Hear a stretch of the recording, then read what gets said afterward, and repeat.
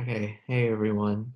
In today's session, we talked about oppression against minority groups during World War II. So I'm going to share my whiteboard so we can just briefly take some notes about what we talked about. So the topic of today's assignment was oppression, and we examined a few groups. We examined women, we examined African Americans, we examined Native Americans, Japanese Americans, and Latino Americans, Latin Americans. Okay, I think that's it.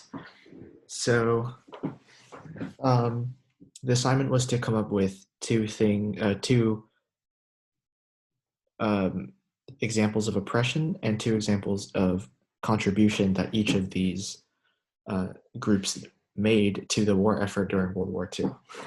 And it also asked for the distinction between examples of institutional and interpersonal oppression, which we'll talk about that in a sec.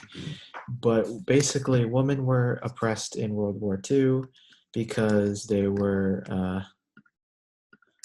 oh no, I changed my color. Okay, they were originally not allowed to fight in the war effort. Because they're a woman, and at the time, and even today, people still think that they shouldn't be fighting in the war because like they're not fit to or something like that.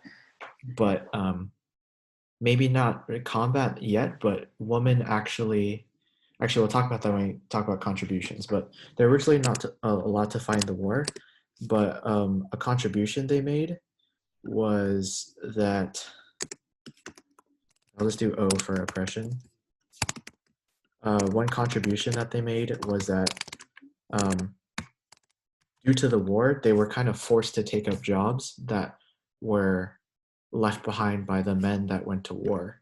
So even though some people may like oppose this and be like they shouldn't like their rightful places at home, or like people like that, they still had to do it because the economy would collapse if there weren't any people that were doing these jobs for them. So they contributed by taking up jobs left behind by men, such as being pilots, or maybe not that one yet, but like working in factories, working as nurses in the war, and pilots in the war, which is another thing. They actually contributed to the war effort by being like doctors and pilots. Uh, okay. African Americans were oppressed because some things where they were segregated. They were segregated into their so they were allowed to serve in the war to a certain extent, but they were segregated into their own like combat teams. Uh,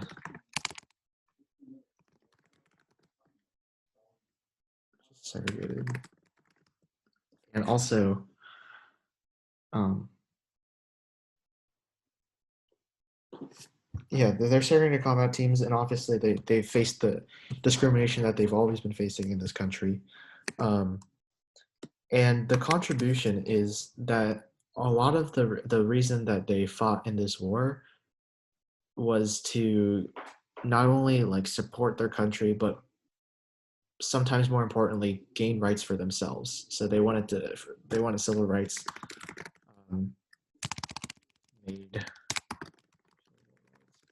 easier. So after the war effort, because of their loyalty to the country, they hoped that it would be easier for the country to give them rights and full citizenship in the country.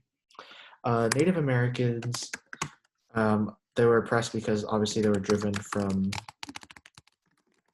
their ancestral lands for whatever reason, for states, federal stuff like that. And they were oppressed, or they contributed by something that I thought this was really interesting, is the Navajo code talkers. Basically, the Navajo language, which is a Native American language, has no written form. It's all oral tradition. and because Navajos live in America only, they would communicate through radio with like Navajo words, so that the Japanese would not be able to decipher what they're trying to say, which I thought was really interesting.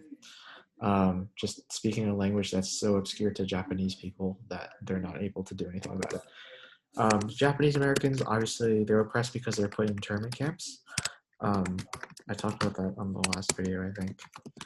And they contributed by fighting in combat in the Pacific specifically. Latin Americans, oppressed because I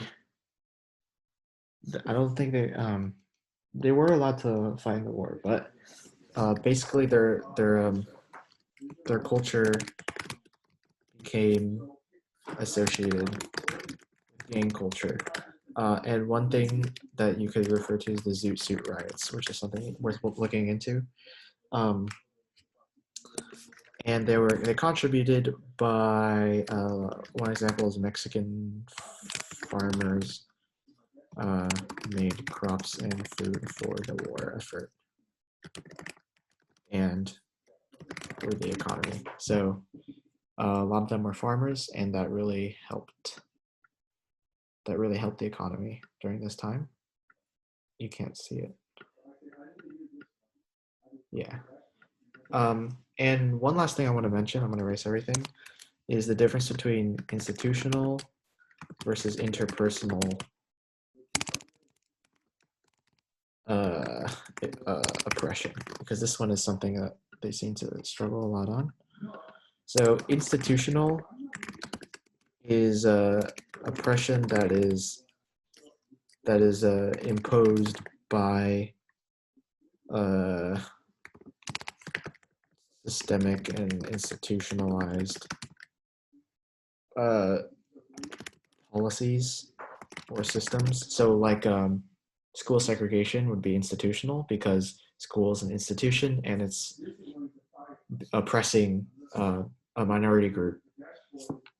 And interpersonal is oppression that is specific to interactions between individuals. So like racist and sexist jokes, or like being homophobic in general or something like that would be interpersonal. It wouldn't be institutional because it's not, the institution didn't do anything. Institutional would be something that's like deeply ingrained. It's backed by policies, backed by politicians. Sometimes it's not even noticed. It's just like they're very subtle things, but they're significant things in the long run for the country. So it's helpful to realize that this is institution, and this has institution in it.